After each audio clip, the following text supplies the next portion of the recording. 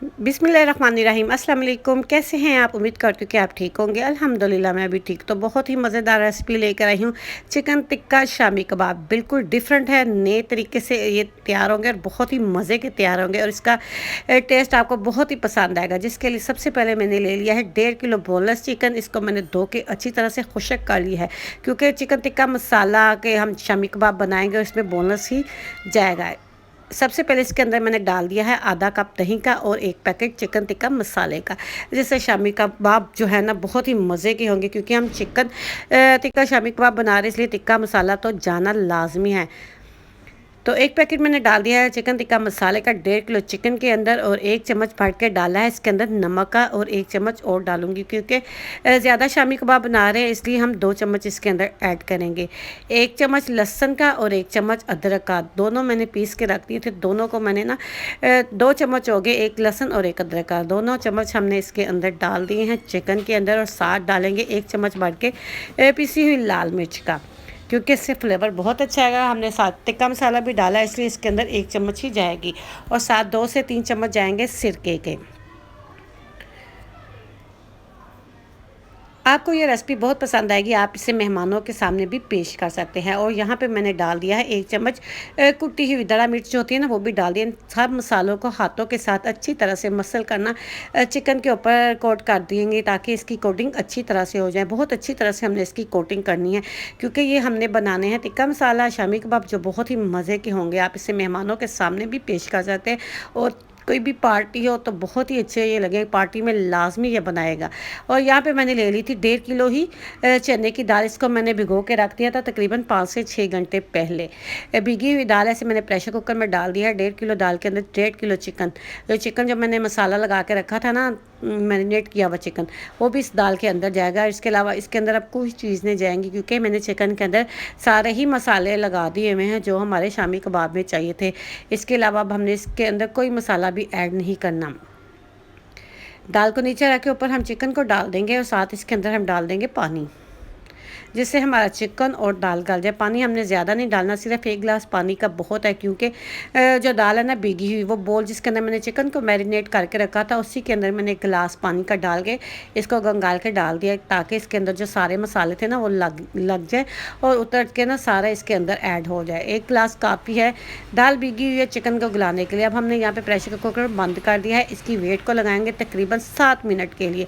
7 minute wait लगाएंगे और हमारी दाल गल जाएगी और साथ चिकन भी गल जाएगा। बिल्कुल आपने घड़ी की सुई पर टाइम देख लेना है। ये देखें 7 मिनट हो गए, मैंने प्रेशर कुकर को खोल दिया है और यहाँ पे मेरा चिकन और दाल भी गल चुकी है, इसका पानी भी खुश्क हो चुका है। अब चिकन के पीस जो है ना, इसको मैं एक एक करके निकाल दूँगी। ध्यान रखिएगा 7 से 8 मिनट ना हो जाए, क्योंकि दाल हमने 4-5 घंटे भिगो के रख दी थी। सारे चिकन को निकाल के अलग बर्तन में मैंने रख दिया। अब ये जो दाल है ना, ये देखें इसके अंदर पानी नहीं है, पानी खुश्क हो चुका हुआ है। मैं आपको दिखा रही हूँ मिक्स करके। बिल्कुल अलग स्टाइल से ये हमारे शामी कबाब तैयार होंगे, और जो आपको बहुत ही पसंद आएंगे। डिफरेंट जायका, डिफरेंट स्टाइल। अब मैं इसे एक ना, ये जो घोटा होता है ना, जिसे हम साग घोटते हैं, इसके साथ मैं दाल को पीस लूँगी। आप इसे चॉपर में भी डाल के पीस सकते, लेकिन मैं इसके साथ पीसूँगी या सिलवट्टे में भी। इससे बहुत ही मज़े की तैयार होगी, आसानी भी हो जाएगी, क्योंकि आजकल के दौर में सिलवट्टा तो होता नहीं। इसके साथ ही मैं पीस लूँगी। अब ये जो मैंने चिकन को पहले से निकाल के रख दिया था ना अलग बर्तन में, इसको हम रेशा रेशा काट देंगे। सारे चिकन के हम ना छोटे छोटे रेशा काट देंगे अलग अलग ना। ये देखें बिल्कुल छोटे छोटे पीस हमने ये देखें काट दिए। सारा चिकन रेशा रेशा हो गया है। और ये देखें दाल भी है ना, जो मैंने पीस के रख दिया, इसे मैंने एक परात के अंदर, खुले बर्तन के अंदर मैंने दाल को डाल दिया। और जो चिकन जो रेशा करके रखा है ना सारा, ये दाल के ऊपर हम रख देंगे। ये देखें माशाल्लाह से बिल्कुल इसी तरह हमने रेशा रेशा करना है, और सारी दाल के ऊपर हमने इस चिकन को ना ऐड कर देना है, क्योंकि इसके अंदर हमने एक अलग फ्लेवर देना, स्मोकी फ्लेवर। टिक्का शामी कबाब है तो इसलिए इसके अंदर स्मोकी फ्लेवर तो लाजमी जाएगा। दरमियान मैंने थोड़ी सी जगह इसलिए रख दी थी।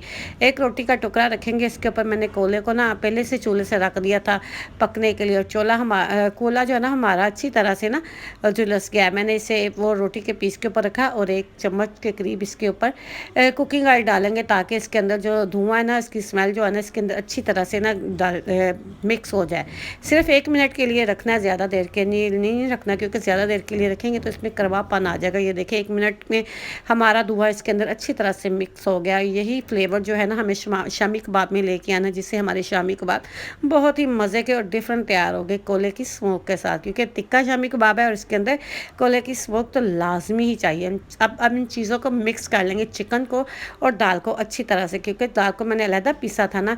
और साथ मेरे पास ये है पुदीना, पुदीने की आधी गट्ठी है, इसको मैंने 2 के इसके पत्ते उतार दिए थे। पुदीना लाजमी डाला करें शामी कबाब में, क्योंकि पुदीना हम इससे जो है ना फ्लेवर बहुत मज़े का लगता है और ये दिल को सुकून भी देता है। और साथ हरा धनिया और हरी मिर्चें 5 से 6 अदद बारीक बारीक मैंने हरी मिर्चें काट लिए, वो भी डाल दिया इसके अंदर। पुदीना, हरा धनिया और हरी मिर्चें, इन तीनों चीज़ों से हमारे शामी कबाब बहुत ही मज़े के टेस्टी से तैयार होंगे। साथ इसके अंदर डालेंगे पिसा हुआ गरम मसाला, 2 चम्मच बढ़ के मैंने पिसा हुआ गरम मसाला डाल दिया है। अब इसके अंदर कोई चीज़ नहीं ऐड करेंगे, इन सारी चीज़ों को अच्छी तरह से हाथों के साथ मसल के ना यकजान कर देंगे, ताकि सारे फ्लेवर एक जान हो जाएँ दोनों हाथों की मदद से, क्योंकि ये बहुत ज़्यादा है इसलिए एक हाथ से ये नहीं मिक्स होगा। इसलिए मैंने इसे ये देखिए खुले बर्तन में रखा है परात के अंदर। सारा यहाँ पे जो चीज़ें हैं ना अच्छी तरह से ये देखिए मिक्स हो गई, आपको नज़र आ रहा होगा। ये देखिए चिकन, धनिया, पुदीना, हरी मिर्चें, मसाले सारे इसके अंदर अच्छी तरह से मिक्स हो गया, आपको नज़र आ रहा है।